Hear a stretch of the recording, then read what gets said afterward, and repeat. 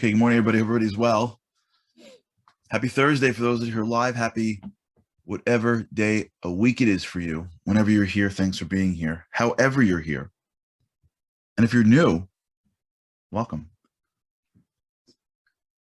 You never have to start from the beginning. You can always just jump in wherever you are. It's an honor to have you. We've been talking about this concept of effort and results ways seeing the world, building new neural maps in our minds so that we don't allow ourselves to play towards the results. Now, we're trying to uncover why that's such a problem.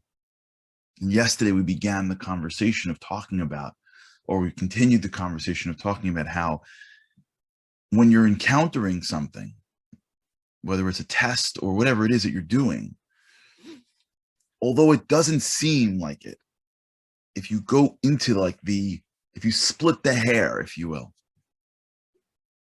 the difference between saying this thing that I'm doing, I want to use as a method to bring out me versus this thing that I'm doing, I want to use to accomplish the thing. Right? It doesn't, it feels like the same. It's not the same. When you're flying in an airplane and everything is sky, it feels like the same to go 100, degrees right or 100 degrees left. It's the same thing. It's just blue. What's the difference? I'm coming out of the airport in California. And what's the difference if the nose of the plane is facing a little bit this or a little bit that? What's the big deal? Whether I'm on runway 1 or runway 2 and I'm a little bit to the east, a little bit to the west, a little bit to the north, a little bit to the south. It's not a big deal when you pull out of the airport in California. But if you leave LAX and the nose of the plane is a little bit to the south, you're going to end up in North Carolina, not in JFK, which is a big deal if you live near JFK. So if you wake up this happened once. I remember I was flying back from Spain, I think like a couple of years ago, and they're like, in the last half an hour, like, oh, by the way, we're landing in Newark. I'm like, what? You landing in Newark? Like, I don't live near Newark. This plane was supposed to go to JFK. The traffic in JFK is too long. We got rerouted. We're going to be landing in Newark. I'm like, that's a big deal for me. It's not a big deal for you because you're coming from Spain. Yeah, from Spain to America, the difference between Newark and JFK is very small. But for me, that's a huge difference. I'm not going to Newark. And thank God in the last minute, JFK opened up and we ended up in JFK. It doesn't seem like a big deal. It's a big deal. The difference in saying, I want this result because I want to achieve the result, and I want this result because I want to bring the best out in me, doesn't seem like a big deal when you're going through it, but it's a big deal in life. It's a big deal over a decade. The difference between a student that walks in day one to whatever school they're in and thinks, how do I pull the best out of me and use subjects to get that? And there was students like, how do I get the A? They seem like the same kid. They're both taking the same test. They're two totally different focuses. They're on planes heading in different directions. And when you look at life from a place of results and we're playing towards the results, then what happens is we go after results because we buy into the fact that results are important, get those results and realize this isn't that great. How come I'm not more satisfied? Or miss those results and convince ourselves that the reason why I'm not satisfied is because I don't have the results. But either way, you stay in the box called results. But the minute you say to yourself, what results? Those are just here to bring out the best that's within me. I don't care about results. I care about taking that potential that's within me, called my soul, and bringing it out into the world. That feeling of bringing the soul out into the world, that takes place in part when you exert every ounce of your effort over the world around you for good purposes. That feeling is what satisfies us. And sometimes you stumble upon it as you get a result. But if you're focused and you understand the difference between being results driven and effort driven, and you say to yourself, I'm not doing this for the result. I'm doing this for me, not to take, but to exert that feeling, the battle of self, to exert my to exert my, I don't want to say dominance, but over myself, not over my environment. Once you shift, then you stop comparing yourselves. You stop comparing yourself to somebody else. I want to read you an email if I can find it as I'm talking. It really touched me, this email, because this person is, first of all, very attuned. If I can find it, here it is. I got it. This person happens to be a very smart person who's very on. I'm not going to say her name. Hi, Charlie. Love the class. Thank you very much. Going all in on the inner battle, and that's the win. Listen to what she writes. Because of my mental health challenges, I don't have the typical outcomes that my peers do. I have to put a lot more effort into the day-to-day stuff to manage my mental health. And these last few classes have helped me shift my perspective from feeling like I've lost at life. Listen to what she's saying, to feeling like I've lost at life, to recognizing all the wins that happen within me that other people will not see. Do you hear that? That's it. I'll read it again. I don't have the typical outcomes that my peers do. I read, and these classes, okay, I've shifted my perspective from feeling like I've lost at life to recognizing all the wins that happen within me. This is what it's about. This email, I'm like, hello. As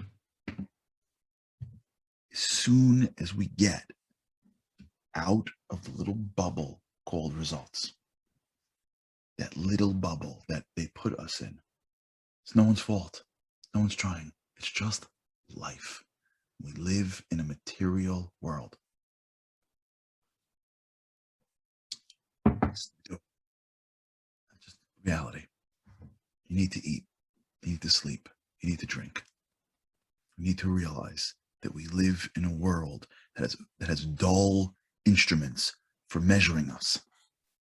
The people that measure us are humans. They can't see past the surface. They don't even try most of the time. So they create dull instruments.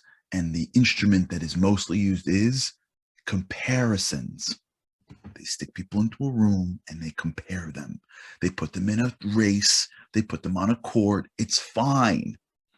I'm not judging it. I'm just calling it out. It is what it is. If me and you live our lives in that bubble, we will never feel fully satisfied. That's not how a bubble works. Chase your whole life. Never appreciate what you have, because what you have is only good in comparison to what somebody else has. And worse, when you focus on the result and you get the result and you feel like, wait, I'm more than that. You think it feels good to study for 10 minutes and get an A? You think that feels good? You know what feels good? Sitting in front of a test and studying your brains out and finding a piece of yourself that you never knew you had before, and walking into that test and not even caring. That's what feels good, because that lasts. That's yours forever. That's yours way after the semester ends, or way after you graduate and you go to work and someone's like, yeah, I don't really care what you got in your junior year. Like, you're working now. Like, I appreciate that you graduated summa cum laude. That's beautiful, wonderful. Yeah, you're an associate now. You're like, what? What are you talking about? But I achieved the result. And everyone's like, yeah, don't matter. A person graduates from that and says, I changed as a person. I overcame my challenges. Who cares what my peers are doing? This is how you get set free. This is how you get set free. You build a neuro city in your brain that is so excited to bring out the strength from within, that is so hopeful, that it is looking forward to the person that you're going to become in the future because of how you are dealing with the present, that can almost taste the inner evolution taking place when you grapple with things that are difficult, when you look out at results that you're after, and that almost stares at the results and all the people waiting by the finish line and clapping and looking at like with a little like, okay, it's nice. I'll take it. I'll take it from anywhere. It's not nothing. But I ran this race in life, not so that someone pats me on the back. And if nobody's around, it still will be okay. Because the battle that I fight every day is the battle within me. It's the voice that says you're not enough. And I look and go, yeah, I don't think you know me. I'm a piece of God. That's pretty good. It's that voice that says you don't have like everybody else has. They're ahead of you on the race of life. And you look and go, what race of life? There is no race in life. The only race in life is against self. And when we're battling things that seem normal to other people, we don't feel less. The idea of less and more doesn't even come into our minds, because less means I'm comparing myself to you versus I am on this earth for a reason. And I've been given this challenge for a reason. And I know in my core that if I fight hard and I'm creative and I am hopeful and optimistic and I use my strength to do the things that I have to figure out, I'm going to live a fully satisfied life regardless of whether the person before me or next to me has the same results that I have. That's living a spiritual life. That's starting to look at the world and going, I want to be an inner person. You see people, they're wonderful. They're amazing, but they're outer people. They're out, and it's getting worse, to be honest, because there was once a time where you had inner space. Like there was once a time where you went into your house and your house was inner. So when you got dressed in the morning, you went outside and you were outer. And when you got home at night, you went inside and you were inner. Those days are over. Those days are over. And there are people that are training their brains since they're little children. Neuroplasticity, neuro maps in their brains that says, if you have any experience in your life, the experience is only valuable to the extent in which you share it with as many people as you can, and you get lots of people outside to tell you that they like it too. There's even a competition for the inner parts of our lives. So if I eat something really good, I can now take that and use it as a way to show the people in my world what I'm doing, have them opine on it, and then measure what I am doing with the food that I have based on the likes that I got. So if I go away on vacay and I take a picture of myself and I get 1,000 likes, and then I'm home and I show a picture of my Frappuccino and I get only 50 likes, I am now comparing the amount of feedback from my environment in my inner life. I had a friend of mine who was an influencer, and an Insta influence. Is that even a concept? And he said to me once, I'll never forget this. The guy, he's for business. He started this Instagram. The guy had I mean, tens of thousands, if not multiple tens of thousands of followers, and he was making money off it. And he stopped the whole thing. He stopped the whole thing. I was like, "Are you crazy?" Like we were talking about it. Started this thing for his business. He's in some whatever. I don't know. He's in some kind of business, and he was using it, and he got tons of fans and followers, and he went every time he went when he traveled to get people. It was awesome. And he said to me, I'll never forget this. He says, I was somewhere with my family, and I had this moment, and my first thought was, oh my God, I can't believe I didn't capture this and send it to my fans.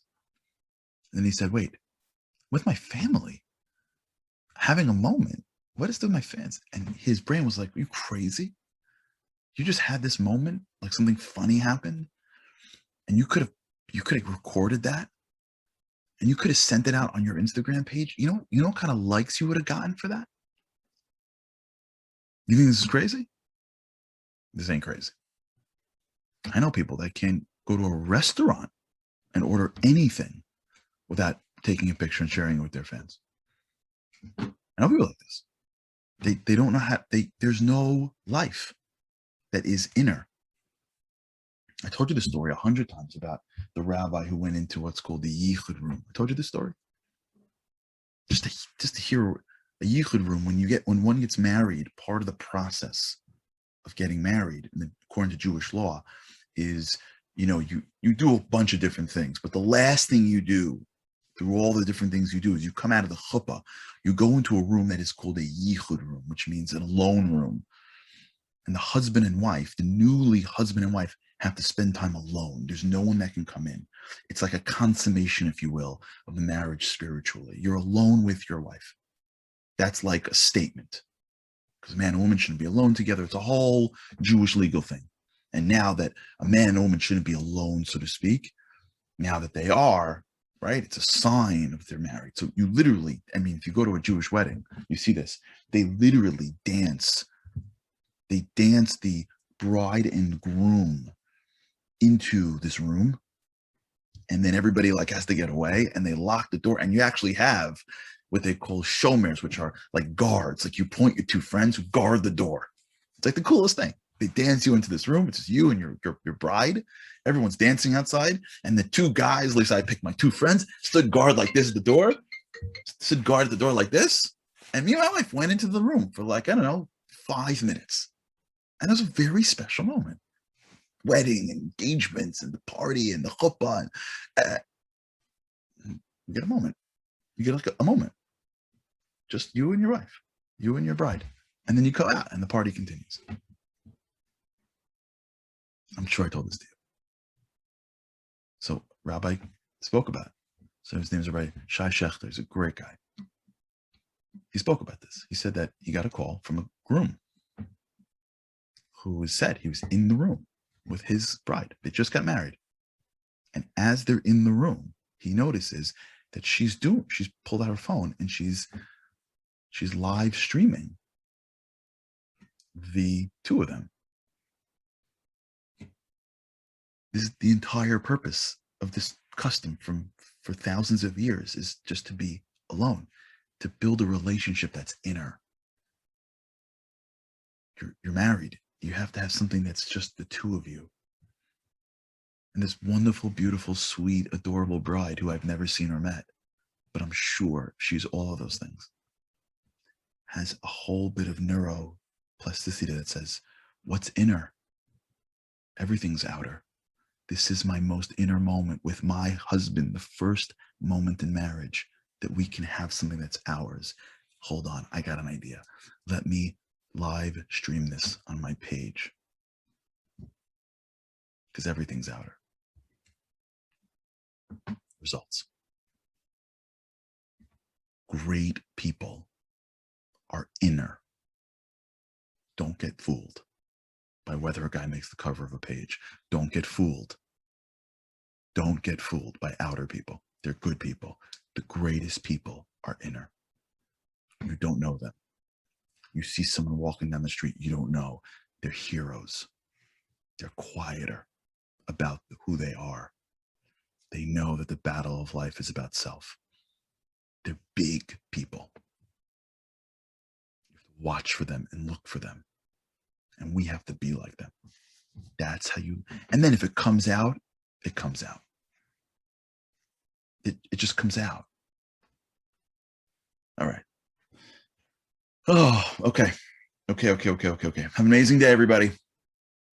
With God's help, I look forward to seeing you mañana.